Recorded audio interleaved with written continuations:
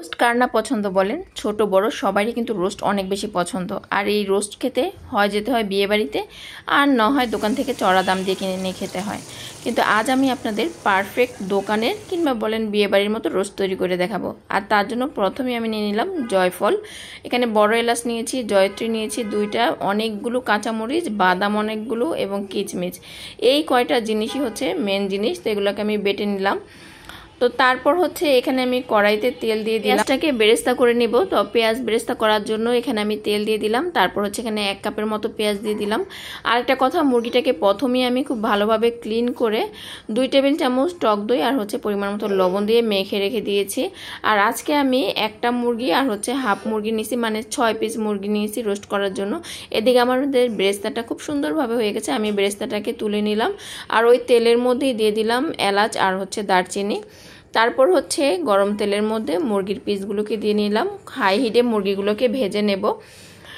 তো চুলার আঁচটা এখন একটু আসলে বাড়িয়ে রাখতে হবে, কারণ হচ্ছে আমরা যদি যা অল্প আছে ভাজি তাহলে হচ্ছে মুরগি থেকে পানি ছাড়বে, আর পানিটা যাতে না ছাড়ে তার জন্যই হচ্ছে হাই হিটে ভেজে নেব। 3-4 মিনিট চিকেনটাকে উল্টে পাল্টে খুব ভালো করে ভেজে নেব। তারপর হচ্ছে চিকেনগুলোকে এক সাইডে রেখে আমি এখানে পেঁয়াজ বাটাটা দিয়ে দিয়েছিলাম। এখানে আমি 1 কাপের মতো পেঁয়াজ বাটা দিছি আর 3 টেবিল চামচের মতো আদা রসুন পেস্ট দিছি। তো পরে দেখলাম যে পেঁয়াজটা নাড়তে সমস্যা হচ্ছে, তো চিকেনগুলোকে আমি উঠিয়ে নিলাম। তারপর মশলাটা খুব সুন্দরভাবে ভেজে নিচ্ছি। মশলা মানে হচ্ছে পেঁয়াজ আর আদা রসুন বাটাটাকে ভালোভাবে সময় নিয়ে আমি ভেজে নিলাম। আর সেই ফাঁকে আমি হচ্ছে বেরেস্তার মধ্যে একটু চিনি দিয়ে দিলাম। তারপর এগুলোকে ভেঙে নিলাম হাতের সাহায্যে। তারপর এখানে দিয়ে দিলাম 2 টেবিল চামচের মতো টমেটো সস। আসলে এই টমেটো সসটা হচ্ছে আমার নিজের হাতে বানানো, ডিপ ফ্রিজে সংরক্ষণ করে রাখছি আর কি, কেটে কেটে। তারপর এখানে আমরা যে মশলাটা প্রথমেই বেটেছিলাম, মানে বাদাম কিশমিশ, সেগুলো দিয়ে দিলাম এখানে 3 টেবিল চামচের মতো। তারপর দিয়ে দিলাম হাফ চামচের মতো লাল মরিচের গুঁড়া, ধনিয়ার গুঁড়া, তারপর দিয়ে দেব লবণ। তো এখানে আজকে আমি ঝালের পরিমাণটা একটু কম দিছি, আবার কম বললেও ভুল হবে, মরিচ বাটা কিন্তু অনেকগুলো দিছি।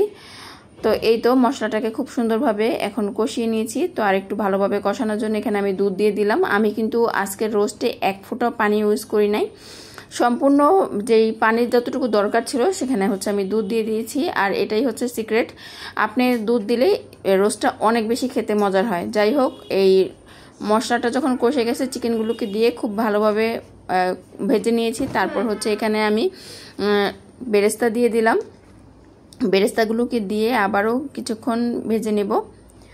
তো ভালোভাবে মিশিয়ে নিলাম সব কিছু। এরপর যে এখানে আমি আবারও 1 কাপের মতো দুধ দিয়ে দিলাম, আবারও সব কিছু খুব ভালোভাবে মিশিয়ে নেব।